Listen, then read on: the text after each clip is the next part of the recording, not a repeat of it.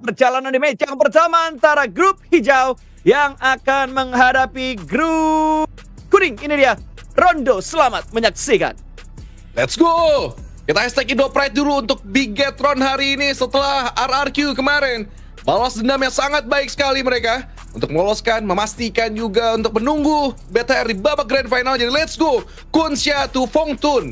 Dimana Bigetron kita pantau guys, untuk mereka agresif atau tidak bermain di Rondo ini, atau mereka memainkan strategi Junks kembali. Satu player menjaga satu tim, dan disitulah mereka ngoleksi poin-poin yang maksimal di Rondo ini. Tapi kita juga nggak boleh luput dari tim-tim yang lain, dimana tim dari Korea mungkin akan melakukan skema yang lebih agresif juga. Harusnya semuanya agresif, dan kalau berpandang di 2 hari kemarin ya bermainnya bukan di pinggiran-pinggiran agresif, tapi tengah-tengah agresif. Bukit Yulin, di Yulin area sekitarannya juga, Test Track, Neox Factory, dan Ching terutama juga yang kemarin itu ada 4 tim. Tapi Yulin sih nggak make sense. Biasanya perebutannya itu 3 tim, tapi bisa lebih 5-an kemarin. Namun benar aja Test Track, Neox Factory menjadi penjegalan sangat banyak lagi. Tim Regnum Karya bersama Vuria juga, NGX pun juga sama turun gunung, di mana sangat penuh, sangat padat merayap. Ezel membawa dari shotgun, Kocok pun juga gagal di belakang. Terlalu banyak peluru yang masuk, tapi NGX yang banyak memaksimalkan poin-poin ini. Ya, sudah mulai ada banyak poin yang mereka kumpulkan juga, tapi Fria masih menjaga dalam posisi yang cukup aman. 2 pemain mereka dalam satu bangunan yang sama, sementara Nigma Galaxy yang masih tersplit dalam 3 titik yang berbeda. Satan, ada Kups, dan juga satu pemain lagi masih berada di jarak yang lumayan jauh. Waduh, buka pintunya ambil ngepron ya, gaya dikit gak masalah, supaya nggak kelihatan dari sisi-sisi high ground yang lainnya lagi. Tapi Kups sudah mulai memantau area sekitar lagi, tapi Silas mengejutkan, dan satu pemain dari Nigma Galaxy diamankan begitu saja. Narvalo dibuat tumbang dengan mudahnya, terlambat dari backup yang datang dari bagian belakang, sementara Silas sudah mulai mendengarkan langkah kaki di bagian luar. Dia sedikit melakukan delay dengan naik menuju ke lantai 2, Pre-Fire sedikit, ngasih press sedikit, tapi akan ada close combat berikutnya, dan ternyata Silas akan memenangkan battle yang kedua. 2 elimination dikumpulkan. Nikmat sekali penggunaan dari JS9, seorang Silas tadi, dimana ini menjadi weapon primadona, dan bahkan banyak dibawa juga sampai ke late game. Bukan UMP lagi, tapi Shift. Ya padahal visionnya sangat nyaman dari atas rooftop, kalah kepala dari pemain Vuria di bawah. Tapi Kups sekarang pun cari Silas, membalaskan dendam pastinya. Silas masih menjadi abang-abangan sendiri aja dari Regnum Karya. Pasti perlu untuk satu player terakhir dari tim Regnum Karya. Ini sisa 2 orang doang.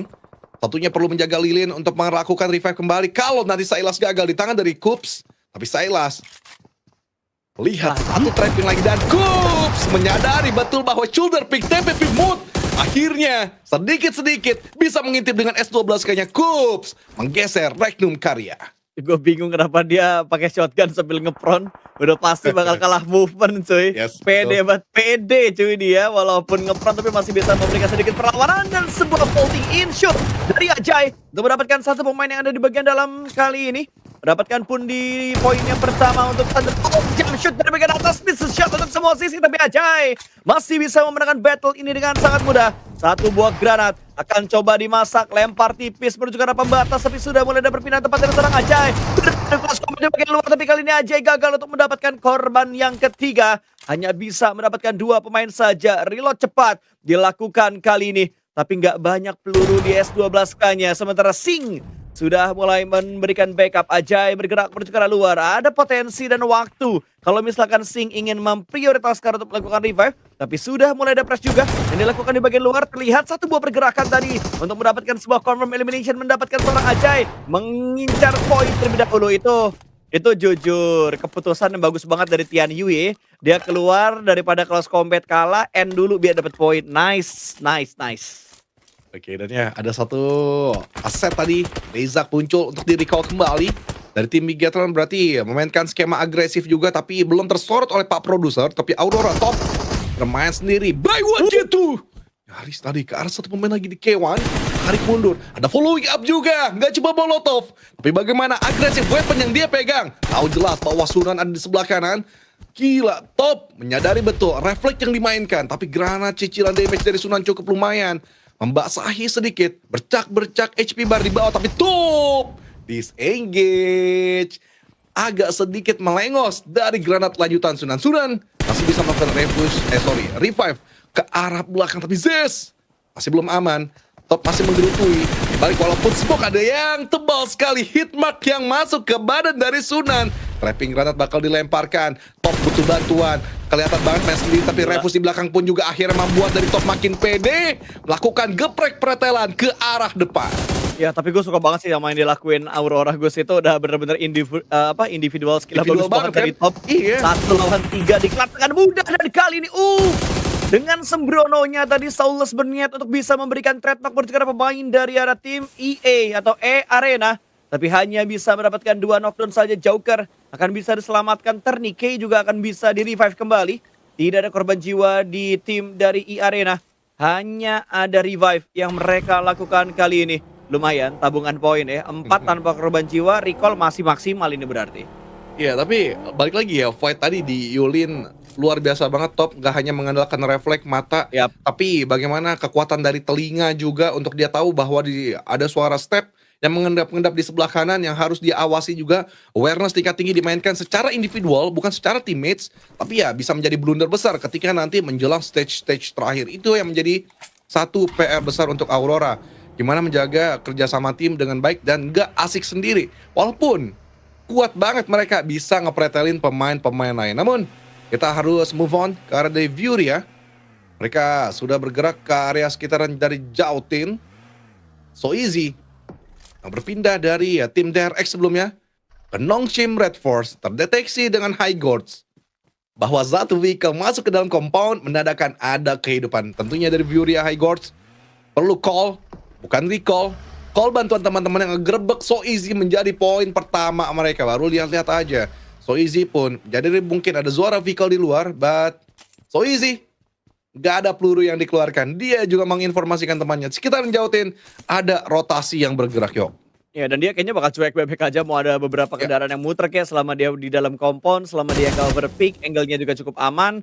Itu bakal enak untuk So Easy. Ada beberapa taunting tadi ataupun kepencet tadi tombol shoot-nya. Itu kepencet apa sengaja ya? Tapi kayaknya sih kepencet sih, udah mulai Microboy banget. Wah, kalau Microboy beda case tuh. Tuh, di-shake. Aduh boy, itu dia. Komunikasinya kurang lebih kayak gitu ya. Sambil liburan soalnya, jadi agak-agak konsen tuh kalau dilihat-lihat di momen tersebut. Kalau kalian tahu kontennya. Sementara dari Enigma Galaxy yang ingin keluar dari bagian kompon, mereka malah terpotong karena Regnum tiba-tiba memotong dari bagian jembatan. Satu pemain ditumbangkan begitu aja. Satan pulang menuju ke arah lobby. Kalau belum di-recall, masih bisa di-recall nih. Cuman nggak tahu udah ke-recall atau belum, karena tadi dari Elimination Feed begitu padat, bahkan akhirnya malah Nongshim yang terlebih dahulu mendapatkan pemain dari Furia, padahal Furia yang memantau dari luar kompon tersebut. Yes, High Guards nampaknya agak sedikit luput. Pemain dari Nongshim yang lainnya berfokus ke arah So Easy yang ada di dalam compound, tapi ya, lupa dengan Nongshim yang lain-lainnya maksud gue. Tapi dari Regnum Karya sekarang ada satu decision yang mereka ambil untuk lebih mundur, tidak meladeni pemain dari NGX. Dan ya, khawatir memang dengan rotasi-rotasi yang ada di luar terpantau. Influence Rage menjadi acuan mereka untuk mengambil satu decision juga. Silas, 2 angle berbeda. Dan ya, harus mengamankan vehicle-nya. Karena ini masih awal banget, masih stage 2 banget. Vehicle pecah, vehicle gembos, susah untuk melakukan rotasi. KSG, Paisho Gaming, Bayuan, lakukan sedikit-sedikit spekulasi. Dan beberapa tim ternyata ketika mereka di early ini agresif, sekarang menahan tempo mereka untuk menekan tengah, compound, dan hold sampai stage 3 ngebanting. Ya, ada beberapa keunikan sebenarnya Gus kalau kita ngomongin dari cara main di PMGO SEA, PMGO Season 1 dengan global turnamen yang udah sering kita lihat. Tapi begitu kita digabungin sama tim-tim dari Korea, tim-tim dari PL, ada strategi yang beda dari cara menjaga di arah lilinnya, bahkan dari ulah sudah mulai memancing perang kali ini Enigma Galaxy yang coba untuk mereka incar Rauf, ditumbangkan begitu saja. Dari arah pemain-pemain Enigma masih belum terlihat setup mereka seperti apa. Tapi yang jelas tadi kalau gua nggak salah, Enigma emang agak-agak ke sandwich posisinya oleh beberapa tim. Bahkan tadi Regnum juga bisa mendapatkan pemain dari arah Enigma Galaxy. Berbeda halnya dengan Furia yang saat ini bermain dengan lebih safety. Mendengar beberapa huru-hara yang ada di bagian bukit belakang membuat Ayala akhirnya merespon keberadaan dari Alula. Oke, sekarang dari Ayala, dari Furia, ketika kehilangan dari seorang Silence, mereka benar-benar akhirnya lebih bermain safe aja. Tapi scouternya, gue nggak ngeliat High Guards ini ada di dalam berbarengan antara Ayala dan juga Chief. Namun di area lain, Jautin pun juga Al-Ula masih mengambil dari sekitaran Bukit Jautinnya aja, memantau dari Nongshim pastinya. Atau berapapun tim yang keluar dari area Jautin, yang memang sudah disematkan tadi oleh tim dari Fury ya. Dan yes, Al-Ula bisa dikatakan mereka mengerikan untuk kerjasamanya juga dan permainan util yang cukup masif dengan granat-granat yang mereka lemparkan. Namun, Weibo ini Suk sama Sanse 33Z akhirnya bertemu lagi mereka setelah lama dulu dari tim 4AM memainkan skema rotasi Ghost Rotation istilahnya di zaman dulu, di era-era dulu. Ya. Tapi sekarang Ghost Rotation kayaknya agak sulit dilakukan karena track gatekeep itu banyak banget yang lengket dan mereka akhirnya bisa terjatuh begitu saja. Baru diomongin Suk pecah ban dari baginya, bahkan berasap. Baru diomongin Lil Boy cukup bagus tracking ke arah dari Suk dan bahkan dari Weibo Gaming menahan untuk rotasi mereka. Ya, masih meninggalkan satu pemain dari Weibo di bagian arah belakang tadi. Ada split yang mereka mainkan juga, bahkan kali ini mobilnya ditinggalkan begitu saja.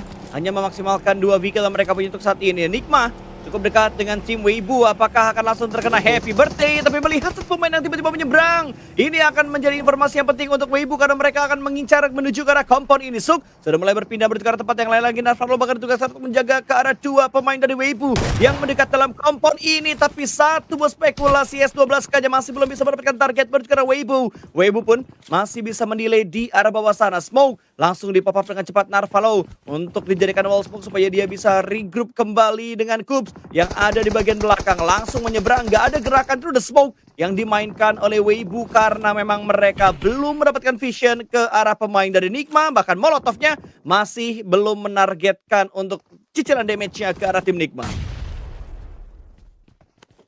Agak slow memang rotasinya sekarang. Tapi yang menjadi bagian gua melihat analisa harus lebih dalam lagi karena dari Weibo Gaming, masa iya mereka masih berpikir ini early bisa dapetin double point? Udah enggak. Dan sekarang banyak sekali tim-tim yang akhirnya menekan ke arah dari spot sekitaran dari NGX. Guat pun juga ada di sana. NGX secara tidak langsung harus menjaga 2 angle tersandwich. Namun keberanian dari Weibo Gaming ternyata hanya setengah langkah, enggak full untuk mereka gedor pemain-pemain dari NGX. Slow down sekarang semuanya, menahan tempo, menahan ritme.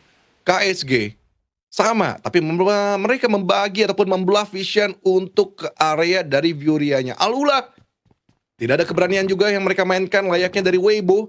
Ada satu tembakan langsung mereka ladenin untuk coba ditabrak dan semuanya hanya membaca situasi dan juga kondisi untuk mengambil decision di 1 menit terakhir. Stage 3 sebentar lagi ngebanting, stage 3 lagi sebentar lagi akan menutup, dan Wolf, tim yang selalu bermain center, akhirnya pun mereka kebingungan di area pinggiran-pinggiran. Belum ada decision untuk memastikan checkpoint mereka. Ya, apalagi mereka masih nahan banget di bagian jauhin. Mau muter balik ke bawah udah dijagain sama tim yang lain lagi. Ke atas udah dijagain lagi sama tim yang lain lagi. Ke sandwich mereka untuk menentukan titik mana yang akan mereka pilih. Karena ada Koni juga di bagian atas. Bawahnya itu udah ada Nongshim. Tinggal memilih lawan aja, tinggal mendapatkan inisiasi yang lebih cepat menuju ke arah mana. Tapi dari E-Arena harus tumbang 1 anggota mereka. Joker dipulangkan Thunder Talk, dapatkan 1 poin atas E-Arena. Belum terspot adanya di titik yang mana. Karena sedang kita tahu sekarang adalah pergerakan-pergerakan dari sisi barat circle yang ketiga. Ada penumpukan dari arah 3 tim yang berbeda, tapi ternyata Influence Rage mendapatkan pemain dari Bigetron.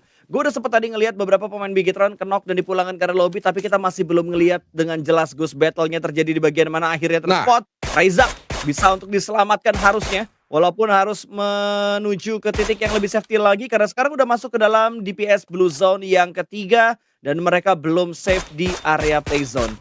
Ya, dari tadi melihat mereka dari sisi fit aja nggak disorot karena mungkin minimnya mereka untuk melakukan fight, tapi Raizak harus jatuh lagi di tangan dari Blue Zone. Kayaknya ada tambahan-tambahan damage deh. Ada beberapa kali yang menembaki mereka, ditambah dengan damage Blue Zone. Kita lihat nanti, kita pantau nanti apa yang terjadi sama mereka realnya. Terpantau tadi agak sedikit terhenti cara mereka rotasi, tapi dari Influence Rage akhirnya memberanikan diri. Terlalu berani, bos. Pedrinho terlalu berani, bos. Terlalu open field, bos. Walaupun memang jembatan ini cukup bisa menutup angle mereka, tapi dari Weibo, kita jangan lupa Suk dengan explosive bow-nya mungkin bisa mengincar sedikit ke arah sana. Loxi terpantau pun juga dari area pinggiran circle, lakukan trapping granat agar pemain dari DRX nggak bisa menabrak dia secara mudah. Tapi dari Wolf Saking Hah? bingungnya untuk touchdown di arah tengah, akhirnya mereka terjatuh satu demi satu dan selesai. Di hashtag 16 tim yang menjadi pertama pulang. Namun kembali lagi dari Loxi masih disuguhkan terus bombardir ke arah atas, bahkan dari Loxi melakukan trapping dulu, smoke. Belum ada satu kepastian dari pemain-pemain DRX untuk melakukan takedown karena Loxi space damage yang cukup lumayan, menyerap HP bar 3/4. Lakukan healing terlebih dahulu, santai terlebih dahulu. Loxi butuh bantuan tapi dia memberanikan diri untuk keluar. Granat dikokang memang, tapi diurungkan niatnya. Jatuh buat takedown doang. Ya ampun Loxi, what? Kenapa lo memperasakan diri begitu saja, tapi KRX akhirnya bisa melakukan retake ke arah sisi lantai 2. Bigetron di arah lain. Di arah yang lain ternyata mereka gagal untuk bisa masuk menuju ke arah zona karena tiba-tiba mereka dipulangkan begitu saja menuju ke arah lobby. Tersandwich oleh dua tim yang berbeda membuat mereka kelimpungan untuk bisa mengontrol zona yang keempat ini. Yang gua heran tuh tadi tuh ke sandwich sama dua tim dan gua nggak ngeliat ada Weibo tadi yang motong pergerakan mereka.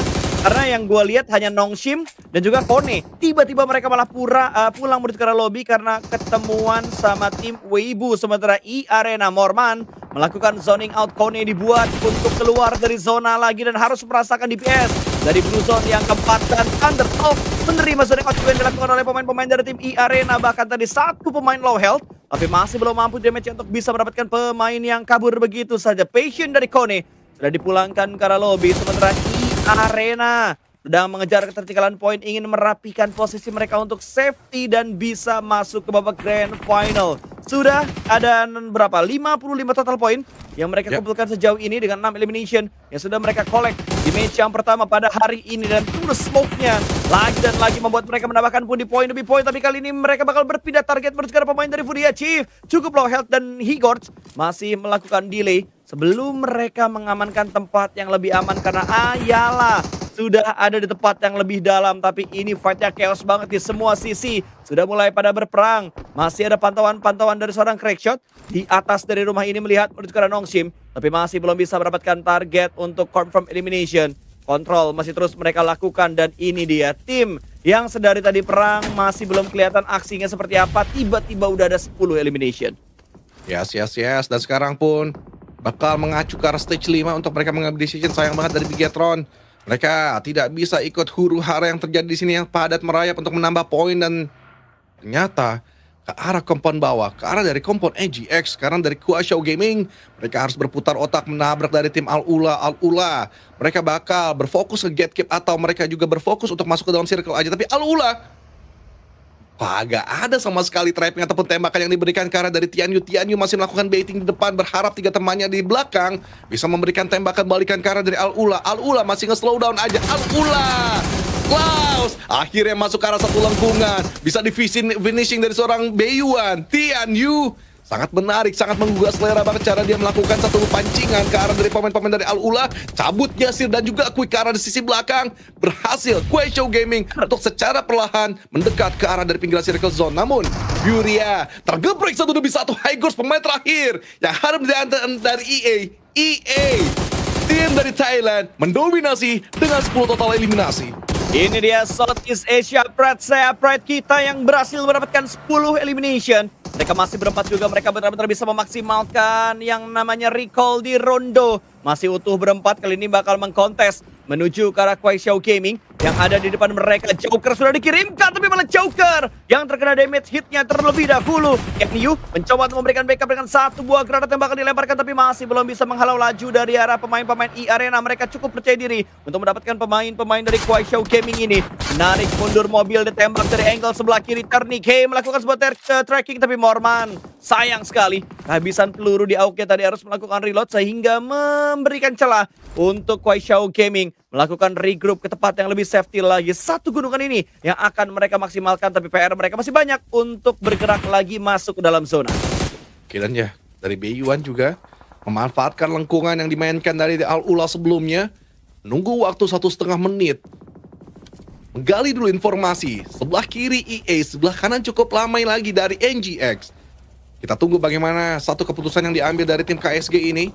Bermain berdua saja, Beiyuan Tianyu harus memaksimalkan tiki taka yang mereka punya. Sunan Kita sendiri juga akan mau dari Morman. Satu pemain dari EA nampaknya agresif untuk nge-predating terus karena tapi sudah terlebih dahulu lah yang mampu untuk melawan dari EA, tapi dia menolak penyerah. Bahkan EA swaps. Tiba-tiba saja kerjasama yang bagus banget dari tim EA masih berlanjut di utara circle guys di Gendo, tapi deres banget stage 5. Udahlah kita pasrah gini gitu aja, di dropin aja barang-barang lo Morman. Itu perbekalan buat swap selanjutnya di utara circle. Itu udah menyerah, akhirnya coba dipopong biar masukin ke mobil, biar bisa gaspol, tapi ternyata kok DPS-nya sakit.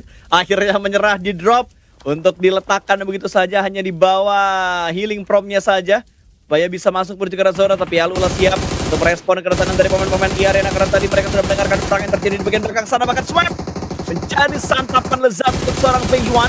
Masih ada vision ternyata dari Kuai Xiao untuk mendapatkan pemain-pemain dari Arena. Last man standing kali ini Turney K yang hanya bisa menunggu di pinggiran zona DPS yang semakin menyakitkan. Healing masih ada, cuman berapa lama seorang Turney K bisa bertahan dan dia masih belum masuk menuju ke zona dan di lock juga oleh pemain-pemain dari Kuai Xiao Gaming. Dua tim yang berbeda melakukan lockdown menuju ke pemain-pemain dari Arena ini. Turney K dengan mobilnya coba dimaksimalkan, terdengar armor mobil yang sudah mulai berdenting dan pulang sudah Arena menuju ke lobby. 9 tim tersisa di menit ke-21 dari KSG bertahan di arah luar dari broken wall-nya dan lawan mereka berikutnya adalah Al-Ula yang ada di bagian jembatan. Ya, KSG 1 digit poin kemarin, tapi kali ini untuk satu match mereka berhasil ngoleksi 10 langsung. Bermain sangat indah, bermain sangat bagus transisi mereka secara perlahan, bermain di area safe zone. Bukan di area pinggiran yang aman di dalam zone, tapi di safe zone-nya sedikit-sedikit menempel dari Blue Zone. Melawan dari Al-Ula memang, tapi Aurora akhirnya bermain lebih rapat sekarang. Dog, Revius dan juga Ziol akan melanjutkan lagi serangan mereka ke arah sisi tim dari God. The only God is Messi.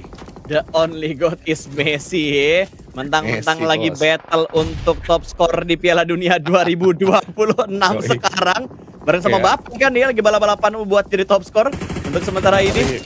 Prancis kayak mestinya menang sih. Ya, kita lihat Mengerikan banget. nanti lah ya Prancis menang atau enggak. Nih match pertama dulu nih, yang menang siapa, yang chicken siapa, tapi Alula tertangkap hidup-hidup. Tiba-tiba KSG mendobrak dengan sangat berani. Satu pemain memang terpikau, tapi masih ada satu pemain lagi yang bisa melemparkan molotov, membatasi pergerakan dari Yasser yang ada di bagian dari bawah jembatan ini. Satu granat dilemparkan kembali dalam posisi yang aman untuk sementara ini, tapi B1 dalam satu kondisi yang tidak baik-baik saja. Low health dia, Yasser sudah selesai untuk melakukan sebuah healing. Akan coba untuk dikontes, sama-sama melakukan healing, tapi Yasser tertembak dari bagian belakang dan tiba-tiba B1 keluar di waktu yang tepat untuk memulangkan Al-Ula menuju ke arah lobby. Gila, mengerikan banget dari Beiyuan. Masih menjadi satu player yang mengendap-endap layaknya 007. Dan di depan, udah tahu juga informasi tersebut di jembatan. Kups harus menjaga Beiyuan, gak boleh nge-backstep pemain NJX yang lain, Narvalo especially. But Kups bertugas untuk menjaga sisi atas terus-menerus, berputar terus meliuk-meliuk, depan belakang, tapi Narvalo masih juga menjaga, ngebarangin juga.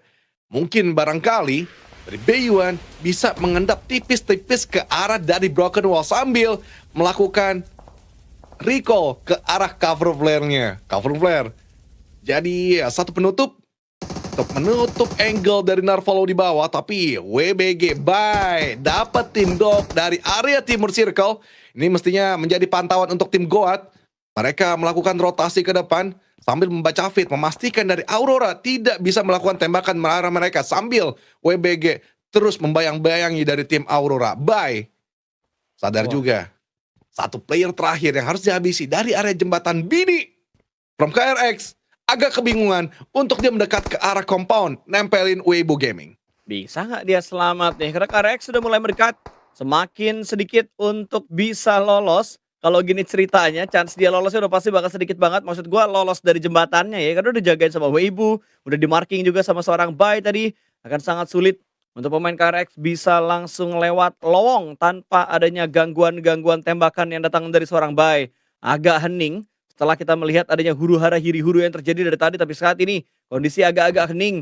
Masih menyisakan dengan 6 tim yang tersisa dan yang bonyok ada 2. KRX hanya menyisakan last man standing, KSG juga hanya menyisakan last man standing. Seberapa lama mereka bisa bertahan?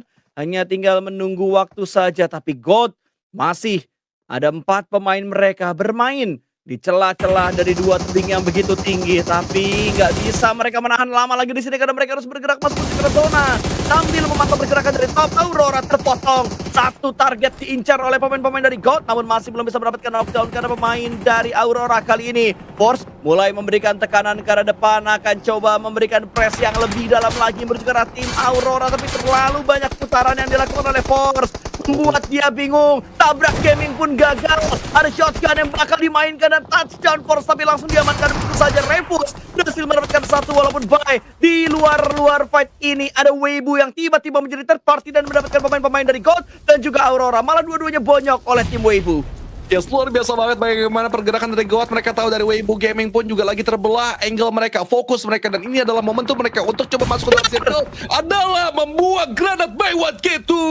Moxie berhasil mereka menggeser sedikit masuk ke dalam circle, tapi dari WBG akhirnya mereka pun juga terbelah angle-nya karena NGX makin menempelkan mereka. Kesempatan, angin segar, nafas yang panjang untuk God juga, dan mungkin saja God akan menempeli dari pemain WBG dengan layaknya skema WBG lagi teralihkan dengan angle-angle lain. Tapi Bay gak mau bocor. Bay tahu jelas bahwa huru-hara terjadi sebelumnya dari tim God juga versus Aurora. Dan sekarang Bay tugasin, lo gak boleh bocor dari angle seorang Moxie. Dan fight kayaknya bakal pecah sebentar lagi karena NGX dari Narvalo udah menghantam beberapa peluru ke arah dari Sansansu. Tapi Suki, gila, mereka tahu ada satu yang dihantam, mereka langsung balas agresif, langsung granat yang on point ke Narvalo. 1 poin lagi, harusnya bisa mereka geser pemain dari NGX, tapi Kups agak licin. Kups menahan diri, Kups nggak mau terlalu terburu-buru, atau faktor peluru yang memang dia harus hemat-hemat, nggak boleh keluar secara penuh. Udah ke spot tapi Gus, gimana caranya dia selamat? Hanya tinggal menunggu dan memilih aja antara pulang oleh Weibo atau pulang oleh Blue Zone. Karena secara healing prom juga kayaknya udah nggak banyak lagi, udah nggak proper lagi, dan kayaknya dari Weibo mereka berniat untuk bersih-bersih secara maksimal. Mereka berniat untuk bisa memaksimalkan 1 poin yang bisa didapatkan dari last man standing Nigma yang ada di dalam dari gedung ini. 1 granat sudah mulai masak di arah luar sana, tapi Kups masih belum berani keluar, bersembunyi di balik sebuah tembok, dan Suk benar-benar melakukan pengintaian lebih dekat lagi. Berpindah-pindah tempat, naik menuju ke arah atas. Ada hard check yang dia mainkan juga, jangek-jangek tipis, intip-intip tipis kali ini dengan memaksimalkan mata yang ada di arah in-game dari PUBG Mobile. Suk masih penasaran mau ngintip ke arah kanan, gak ada jendelanya, dan kayaknya dari Kups lebih memilih untuk pulang oleh Blue Zone kalau begini ceritanya.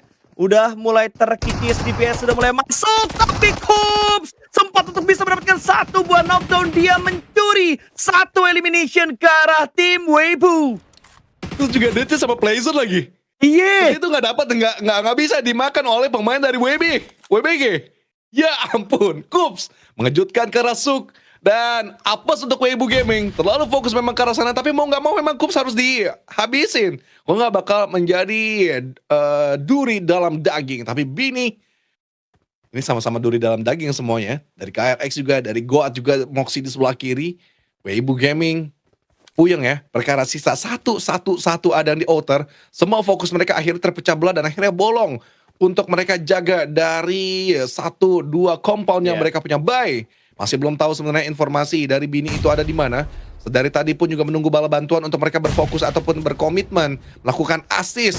Karena respect lobby, respect power dari lawan, ini perlu banget untuk mereka mainkan. Tapi Sansansu akhirnya mengakhiri perjalanan Bini, tapi Goat yang sedari awal enak memang nge-hold di utara circle, tapi akhirnya mengambil 1 keputusan, menggeser Aurora, tapi harus melakukan clutch 1 versus 3 ke arah WBG. Bay tahu jelas bahwa 1 lengkungan ada di depan, Moxie masih bertahan di balik dari pepohonan, tapi Bay 10/0 pelurunya dan Moxie masih bersembunyi di dalam dari smoke.